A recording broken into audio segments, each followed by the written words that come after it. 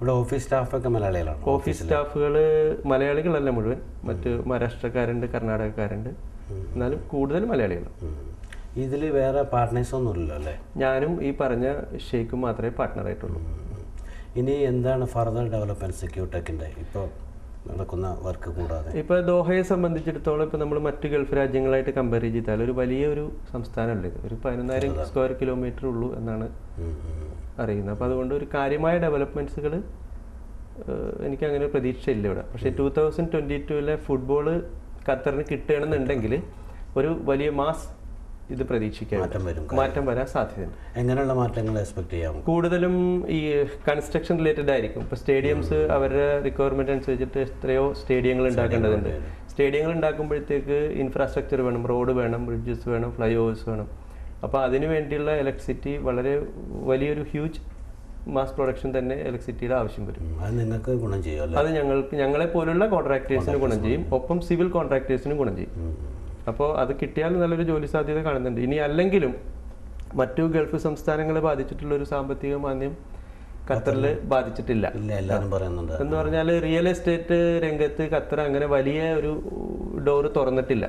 അതുകൊണ്ട് മൾട്ടിനാഷണൽസ് ഒക്കെ ഇതേവരെ ഇവിടെ കയറിയിട്ടില്ല. ഇവിടെ ഉള്ള ആളുകൾ തന്നെ ചെയ്തതുകൊണ്ട് അങ്ങനെ ഒരു ബാങ്കറപ്റ്റിലേക്കൊന്നും കമ്പനി പോയിട്ടില്ല. അതുകൊണ്ട് ഇപ്പൊ യു എയിലുള്ള പലരും പറയും, ദുബായ് ഷാർജയിലുള്ള നമുക്ക് പരിചയമുള്ളവർ പറയുന്ന വെച്ചാൽ പല കമ്പനികളും പൂട്ടുന്നു, അവിടെ നിന്ന് പെട്ടെന്ന് പറഞ്ഞു വിടുന്നില്ല. അപേക്ഷിച്ചിട്ട് രാവിലെ ആണ് അറിയുന്നത് പൊക്കോളെ ഉള്ള അങ്ങനെയുള്ളതൊന്നും ഖത്തറിലില്ലല്ലേ? ഖത്തറിൽ ഇതേവരെ അങ്ങനത്തെ കാര്യങ്ങളൊന്നും റിപ്പോർട്ട് ചെയ്യപ്പെട്ടിട്ടില്ല. എന്ന് പറഞ്ഞാൽ നമ്മളിവിടുത്തെ കോൺട്രാക്ടേഴ്സൊക്കെ ഞാൻ നേരത്തെ പറഞ്ഞതുപോലെ പെട്ടെന്ന് ഇന്നലെ വന്നിട്ട് ഉണ്ടാക്കിയെടുത്ത കമ്പനികളല്ല പലരും വർഷങ്ങളുടെ പാരമ്പര്യമുള്ള കമ്പനിക്കാരാണ്. അതുകൊണ്ട് വളരെ ശ്രദ്ധിച്ചാണ് അവർ ഓരോ നീക്കങ്ങൾ നടത്തുന്നത്. ഒരു പ്രോജക്റ്റ് കിട്ടിയാൽ മാത്രമേ അതിന് ആളുകൾ അവർ കൊണ്ടുവരുന്നുള്ളൂ. ആളുകൾ കൊണ്ടുവന്ന് വെച്ചിട്ട് പ്രൊജക്റ്റ് കിട്ടും എന്നുള്ള പ്രതീക്ഷയിൽ പോകുന്നവർക്കാണ് ഇത്തരം കാര്യങ്ങൾ സംഭവിക്കുന്നത്. അതിലിപ്പോൾ ദുബായും ഖത്തറുമായിട്ട് നമ്മളൊന്ന് കമ്പയർ ചെയ്ത് കഴിഞ്ഞാലുള്ള പ്രശ്നം എന്ന് പറഞ്ഞാൽ അവിടെ ഒരു 100 മില്യൺ റിയാലിന് ചെയ്യുന്ന ഒരു പ്രൊജക്റ്റ് ഇവിടെ 50 മില്യൺ അതിൻ്റെ കോസ്റ്റ് വരുന്നുള്ളൂ. പക്ഷെ അവിടെ അത് 10 ദിവസം കൊണ്ട് അച്ചീവ് ചെയ്യും, ഇവിടെ അതിന് ചിലപ്പോൾ ഒരു 25 ദിവസം പിടിക്കുകയും ചെയ്യും. അതാണ് അതിൻ്റെ വ്യത്യാസം. അങ്ങനെ ഉണ്ടല്ലോ, ഒരു ഫാസ്റ്റ് മൂവ്മെന്റ് ആണ് അവർ പ്രതീക്ഷിക്കുന്നത്. പക്ഷെ ഇവിടെ നമുക്ക് ഖത്തർ ഗവൺമെന്റിന് അത്രയും ധൃതിയില്ല. സാവധാനത്തിൽ ചെയ്താലും ബജറ്റൊക്കെ കുറച്ച് ചെയ്താൽ മതി എന്നുള്ള ഉദ്ദേശം. ഭംഗിയായിട്ട് ചെയ്യുക, സമയമെടുത്ത് ചെയ്യുക. അപ്പോൾ അവിടെ 24 മണിക്കൂറും ഒരു പ്രോജക്റ്റിൽ തൊഴിലാളികൾ വർക്ക് ചെയ്യുമ്പോഴത്തേക്ക് ഒരു പക്ഷേ ദൗഹയിൽ നിങ്ങൾക്ക് 12 മണിക്കൂറേ കാണാൻ കഴിയും. രാത്രിയൊക്കെ ആൾക്ക് സൈറ്റിലൊന്നും ആളെ കാണാൻ കഴിയില്ല. ഈ ഖത്തറിലെ ഗവൺമെന്റ് ഈ പറഞ്ഞ പോലെ എങ്ങനെയാണ് ഇവിടുത്തെ വളരെ അനുകൂലമായ ഒരു ഇതാണല്ലേ ശരിക്കും മലയാളികളോട്? തീർച്ചയായിട്ടും മലയാളികളോടൊന്നും മാത്രമല്ല, പൊതുവെ ഇന്ത്യക്കാരോടും പാകിസ്ഥാനികളോടൊക്കെ നല്ല അനുഭവപൂർണ്ണമായിട്ടുള്ള ഇതാണ് ഗവൺമെന്റ് നൽകിക്കൊണ്ടിരിക്കുന്നത്. ഞങ്ങളെയൊക്കെ സംബന്ധിച്ചിടത്തോളം ഞങ്ങളൊക്കെ ഇനി ഇവിടെ പറഞ്ഞു വിട്ടാലേ പോകുന്നുള്ള ഒരു അവസ്ഥയിലാണ് ഞങ്ങൾ ഇരിക്കുന്നത്. കാരണം അത്രയും സുഖമാണ് കാര്യങ്ങൾ, ലൈഫ്. പിന്നെ കറപ്റ്റഡ് അല്ല, അതാണ് എടുത്തു പറയാനുള്ള ഒരു കാര്യം എന്ന് പറഞ്ഞാൽ നമ്മളുടെ രാജ്യം അതുപോലെ തന്നെ ഈജിപ്റ്റ് പോലുള്ള മറ്റു അറബ് രാഷ്ട്രങ്ങളുടെ അത്രയും ഒരു കറപ്റ്റഡ് ആയിട്ടില്ല ഈ രാജ്യം. ഈജിപ്റ്റ് കറപ്റ്റഡ് ആണോ? അങ്ങനെയാണ് കേൾക്കുന്നത്. നമ്മളെക്കാളും മോശമാണെന്നാണ് പറഞ്ഞു കേൾക്കുന്നത്. ആണല്ലേ? ഇവിടെ എല്ലാ വിധത്തിലും ശരിക്കും പറഞ്ഞാൽ സന്തോഷത്തോടെ ജീവിക്കാൻ പറ്റിയ ഒരു അനുകൂലമായ ഒരു തീർച്ചയായിട്ടും സന്തോഷമായിട്ട് ജീവിക്കാനുള്ള എല്ലാ അനുകൂല സാഹചര്യങ്ങളും ഉണ്ട്. ഒരു 3-4 മാസത്തെ കഠിന ചൂടൊഴിച്ചു കഴിഞ്ഞു. കാലാവസ്ഥ ഇപ്പൊ ഓഫീസിലൊക്കെ വർക്ക് ചെയ്യണവർക്ക് കുഴപ്പമില്ല, പക്ഷെ പുറത്തൊക്കെ ആണെങ്കിൽ ബുദ്ധിമുട്ടാണല്ലേ? അതെ, സൈറ്റിൽ ജോലി ചെയ്യുന്ന ആളുകളെ സംബന്ധിച്ചിടത്തോളം ഒരു 6 മാസക്കാലം ശരിക്കും ഒരു ദുരിതം തന്നെയാണ്. അപ്പോൾ ഞാൻ സൈറ്റിലൊക്കെ ജോലി ചെയ്തിരുന്ന ഒരാളെന്നുള്ള നിലയ്ക്ക് എനിക്ക് ശരിക്കും അത് പറയാൻ കഴിയും. വളരെ ബുദ്ധിമുട്ട് പിടിച്ച ഒരവസ്ഥയാണ്. പക്ഷെ ഒരു 5-6 വർഷം ആയി കഴിയുമ്പോഴത്തേക്ക് പിന്നെ നമ്മൾ അതിനോട് ഇണങ്ങി ചേരും. പിന്നെ ബുദ്ധിമുട്ടുകൾ കുറച്ച് കുറയും. അല്ലാത്ത ഒരു 56 ഡിഗ്രി ചൂടൊക്കെ ചിലപ്പോൾ വരും. അപ്പോൾ ഇപ്പോൾ പുതിയ സർക്കാർ നിയമം കൊണ്ടുവന്നിട്ടുണ്ട്. 11 മണി മുതൽ 3 മണി വരെ കടിയ ചൂടിൽ വർക്ക് ചെയ്യാൻ പാടില്ല എന്നൊരു നിയമമുണ്ട്. അത് കുറച്ച് ആശ്വാസകരമാണ്. റഷീദ് 80 കാലഘട്ടത്തിലെത്തിയ ആളാണ്. ഞാൻ 86. ഇപ്പോൾ 2010 ആയി. അപ്പോൾ ഈ കാലാവസ്ഥക്കുള്ള മാറ്റം തോന്നുന്നുണ്ട്. അന്നത്തെ ചൂടും തണുപ്പൊക്കെ അതുപോലെ തന്നെയാണ് ഇപ്പോഴും എനിക്ക് തോന്നുന്നത്. അന്ന് ഞാൻ വരുന്ന സമയത്ത് ഞാൻ നേരത്തെ പറഞ്ഞല്ലോ നിങ്ങളുടെ ഇത്രയൊന്നും നഗരം അങ്ങോട്ട് പുരോഗമിച്ചിട്ടില്ല. പല റൂമുകളിലും AC തന്നെ ഇല്ല. AC ഉള്ള റൂമുകളൊക്കെ വളരെ കുറവാണ്. അപ്പോൾ അതുകൊണ്ട് അന്നത്തെ കാലാവസ്ഥ എന്ന് ഉദ്ദേശിക്കുന്ന എനിക്ക് തോന്നുന്ന ഒരു ഉറങ്ങുന്ന സമയത്ത് ഒഴിച്ച് ആളുകൾ AC ഒക്കെ അനുഭവിക്കുന്ന സമയം കുറവായിരിക്കും. വണ്ടികളിൽ പോലും അന്ന് AC ഉള്ള വണ്ടികളൊക്കെ വളരെ കുറവാണ്. വളരെ പഴയ വണ്ടികളാണ് ഖത്തർ അന്ന് ഉപയോഗിച്ചിരുന്നതൊക്കെ. അന്ന് ചൂട് ഇത് തന്നെയുണ്ട്. പക്ഷേ ഇപ്പോഴത്തെ ചൂടായിട്ടുള്ള കമ്പയർ ചെയ്യുമ്പോൾ ചൂട് കൂടി എന്ന് പറയുന്നത് എനിക്ക് മനസ്സിലാകുന്നത് ഇപ്പം നമുക്ക് പെട്ടെന്ന് വണ്ടി കയറിയാലും ഓഫീസിൽ കയറിയാലും റൂമിൽ കയറിയാലൊക്കെ എ സിയുടെ ഓപ്ഷൻ ഉള്ളതുകൊണ്ട് ചിലപ്പോൾ ആളുകൾക്ക് അത് ഇങ്ങനെ തിരിച്ച് ഫീൽ ചെയ്യുന്നുണ്ടാവും. എനിക്ക് തോന്നുന്നു ചൂട് അന്നും ഇന്നും ഒക്കെ ഒരുപോലെ തന്നെ ചൂട് കൊണ്ട് ചൂട് തോന്നില്ല കുറച്ച്. അന്ന് ചൂട് തോന്നില്ല കുറെ കഴിഞ്ഞ്, കാരണം വേറെ ഓപ്ഷൻ ഇല്ലല്ലോ. പക്ഷെ ഇതൊക്കെ അന്ന് വന്നിട്ട് എ സി ഇല്ലാത്ത മുറികളിൽ ഉറങ്ങിയിട്ടുണ്ടോ? ഞാൻ ഒരു 2-3 മാസത്തോളം എ സി ഇല്ലാത്ത മുറിയിൽ ഉറങ്ങിയിട്ടുണ്ട്. അത് ഭയങ്കര അനുഭവം. അതൊക്കെ ഒരു ഭയങ്കര അനുഭവങ്ങളാണ്. പിന്നെ എ സി പോയിട്ട് വെള്ളം പോലും ഇല്ലാത്ത, ഇപ്പൊ നിങ്ങള് ബെന്യാമിന്റെ ആടുജീവിതം വായിച്ചിട്ടുണ്ടാവും എന്ന് വിചാരിക്കുന്നു റഹ്മാൻ, അല്ലെങ്കിൽ അത് വായിക്കണം. അപ്പൊ അതിന്റെയൊക്കെ നേർക്കാഴ്ചകള് ഞാനൊക്കെ ഒരുപാട് മരുഭൂമികളിൽ കണ്ടിട്ടുണ്ട്.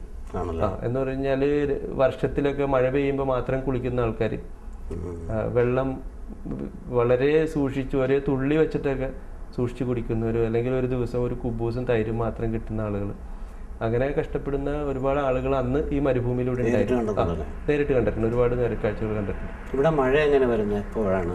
വർഷത്തിൽ 2 മഴയാണ് ഇവിടെ കിട്ടുന്നത്. അതൊന്ന് ചൂട് തുടങ്ങുന്നതിന് മുമ്പായിട്ട് ചെറിയ മഴ വരും, പിന്നെ ചൂട് കഴിഞ്ഞാലാണ് പിന്നെ ഒരു 3-4 ദിവസമൊക്കെ നീണ്ടു നിൽക്കുന്ന നല്ല മഴ വരും. അതുപോലെ പൊടിക്കാറ്റ് വരും. പൊടിക്കാറ്റ് വരും. മഴ വരുമ്പോൾ എന്താ തോന്നുക, ഫീൽ ചെയ്യുന്നതായിരിക്കും? മഴ വരുമ്പോഴത്തേക്ക് എനിക്ക് എൻ്റെ പണ്ട് പോലുള്ള ഒരു സ്വഭാവം എന്ന് പറഞ്ഞാൽ, മഴ വന്നു കഴിഞ്ഞാൽ പിന്നെ ഞാൻ വീട്ടിലിരിക്കില്ല. വണ്ടി എടുത്ത് കുട്ടികളൊക്കെ കയറ്റിയിട്ട് പറ്റാവുന്ന ദോഹയിലെ പഴയ സ്ഥലങ്ങളിലൊക്കെ ഒന്നിങ്ങനെ കറങ്ങിയിടും. അപ്പൊ സ്വദേശികൾ മുഴുവൻ ഇത് തന്നെ അവരുടെ അവസ്ഥ. അവർ മഴ വന്നാൽ വീട്ടിലിരിക്കില്ല. അറബി കുട്ടികളൊക്കെ ആയിട്ട് അവര് പുറത്തു പോകും. വെള്ളം കെട്ടി നിൽക്കുന്ന ചില സ്ഥലങ്ങളൊക്കെ ഉണ്ട് വടക്കോട്ടൊക്കെ പോയി കഴിഞ്ഞാൽ. അവരതിന്റെ അവിടെയൊക്കെ സൂപ്പറൊക്കെ വിരിച്ചിരുന്ന് ഭക്ഷണമൊക്കെ കഴിക്കുന്ന കാഴ്ചകളൊക്കെ കാണാൻ പറ്റും.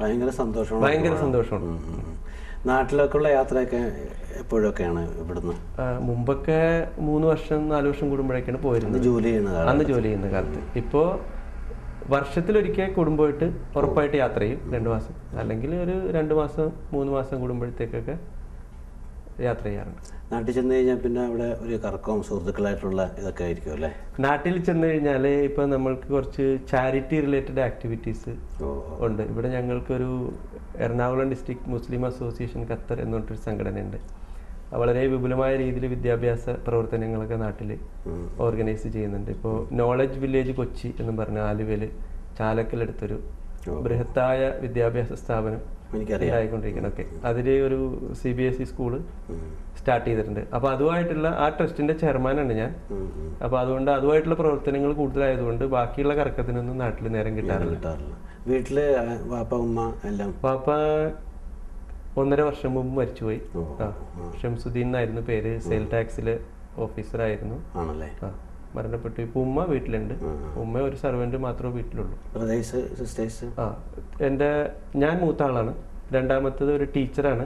അവര് നാട്ടിൽ തന്നെ ഉമ്മ അടുത്ത് തന്നെ ഉണ്ട്. പിന്നെ ഒരു ബ്രദർ ഇവിടെ അൽജസീറ TV വർക്ക് ചെയ്യുന്നു. പിന്നെ ഒരു സിസ്റ്ററും ഇവിടെ തന്നെ ഉണ്ട്. ഇവിടെ ഫാമിലി, വൈഫ്, മക്കള്? അതെ, ഭാര്യ ആലുവെന്നാണ്. ആലുവയാണ്. പറമ്പയ അടുത്ത് കോട്ടായി എന്ന് പറഞ്ഞ കോട്ടായിലാണ്. ഷെമി എന്നാണ് പേര്. പിന്നെ മക്കള് 4 പേരുണ്ട്. മൂത്തത് ഒരു മോളാണ്, നാദിയ, 9ാം ക്ലാസ്സിൽ ബിർള പബ്ലിക് സ്കൂളിൽ പഠിക്കുന്നു. പിന്നെ മകൻ ഫായിസ് 7ാം ക്ലാസ്സിൽ അതേ സ്കൂളിൽ തന്നെ. പിന്നെ ഒരു മോള് 4.5 വയസ്സുള്ള ഫാത്തിമ, അവളും ആ സ്കൂളിൽ തന്നെ UKG പഠിക്കുന്നു. 4ാമത്തെ കുട്ടി സുലേഖ ചേർത്തിട്ടില്ല, 3.5 വയസ്സായിട്ട്.